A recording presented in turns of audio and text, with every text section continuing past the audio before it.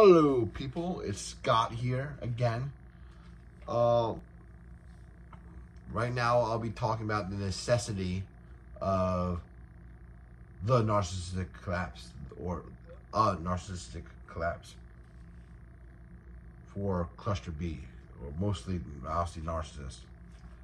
But also I'm talking about borderlines because I married someone who exhibits extreme borderline and narcissistic traits, who I love dearly. I always love dearly, but she is definitely disordered on so many different levels. I only know a few things that really happened to her when she was little, and it's just like, it makes sense why she's like this. I think it's like whatever, but narcissistic collapse is essential for any healing to take place. Narcissists have to hit rock bottom to heal in any way. Narcissists have to die. They have to like collapse before they heal themselves. And I thought I disagreed with Tessa on this, but when she made the video that I commented on, like perfection, that's like what you were saying is perfect. Because like that's what I was saying. It's like narcissists have to collapse before they rebuild themselves in any shape or form. Like in my previous, like in one of my previous videos, I stated like, oh, like me, like I don't know, like I said I disagree with Tessa because I think Tessa thinks, oh, like we should just embrace narcissists as they are, but that was my mistake. That's not her position. Her position is that the stigma behind, like there should be no stigma of narcissists in recovery. And I feel like a lot of people, especially a lot of narc survivor pages or narc abuse pages, they're not really helpful. I mean, they're helpful to some extent, but they go overboard in my opinion. Narcissists, they need love. Narcissists need empathy. Narcissists need to be embraced.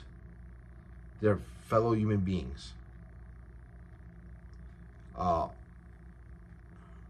the nameless narcissist, Jacob, I mean, he makes a perfect example. He says like people are wired in a certain way, but like you should separate behavior or abusive behavior from internal wiring. And he used like pedophiles. He said that, you know, someone could be genetically predisposed to be sexually attracted to little children, but that in itself is just nature, right? It's just what it is. But like, you could be like a pedophile without being a pedophile. You could be a pedophile without being an abuser. Like you could choose to be celibate your whole life. You could choose to castrate yourself. You could choose to become like a monk. You could choose to be completely asexual. You could completely isolate yourself from the rest of society, or at least from children. You could seek therapy. You could like say, hey, I'm messed up in the head. help me fix this. Help me like get this disorder out of my head. Like how the Nameless Narcissist said that is perfect, in my opinion. It's amazing. And also the Nameless Narcissist, he talks about like building his post-collapse self. And you know, Tessa is building her post-collapse self.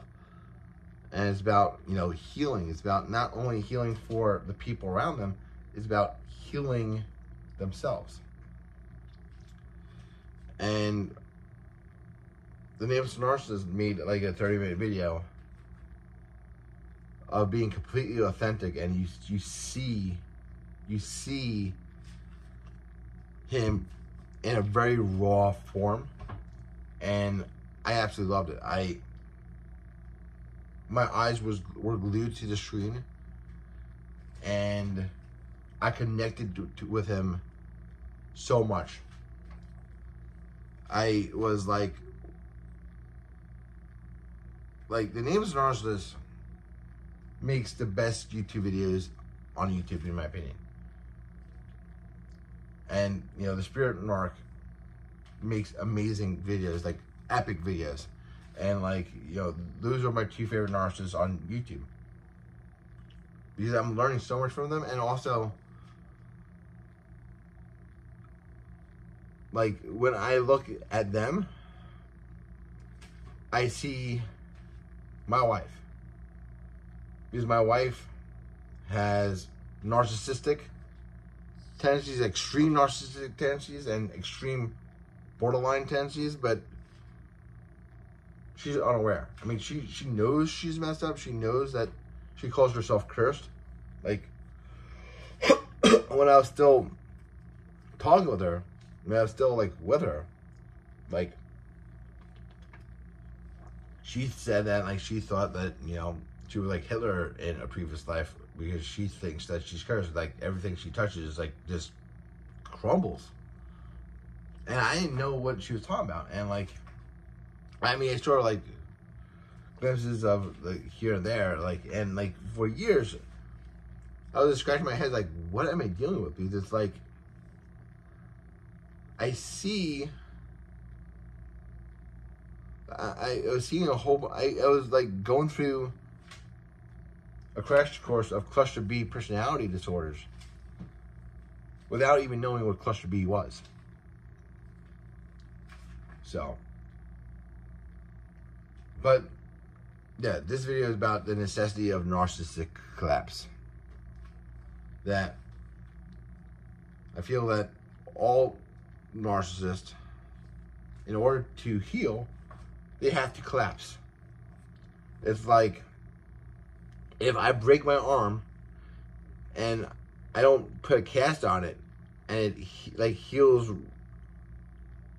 wrong, you have to re-break the arm so it heals better. It might not heal like completely right, but it would be better than like that messed up previous recovery, which would be like, you know, like Tessa calls it like the past self. Sam Vanden calls it the true self. That is like, you know, they were destroyed as children. They died as children, as the Nameless Narcissist says, that they died as children, and they rebuilt this new personality called like the narcissistic self. So, but that needs to collapse so a new self can reemerge.